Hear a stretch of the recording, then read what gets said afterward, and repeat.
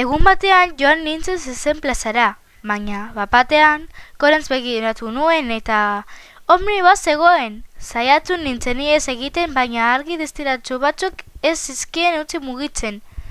Hortik ez dut ezer ez gogoratzen, bakarrik agertu nintzela zarako amortuan. Ez nuen ezer ez ulertzen, ezta ez nuen ezer ez ikusten. Bakarrik area, eta area gehiago, baina halako batean ez nekien ilusio bat zen ala ez. Onartza bat zen. Joan nintzen eta han kaskada bat agertu zen nire aurrean. Barutak pasatu eta txinan negoen.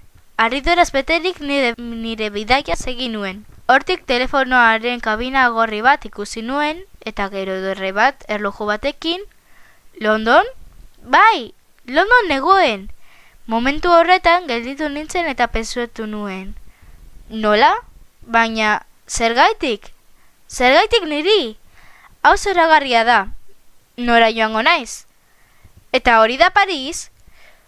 Hori esanez irubidea segi, Parisera eritze eta, bale, hementik ez naiz mugituko. Etxe bat erosiko dut eta hemen biziko naiz. Ze egun hain ikaragarria.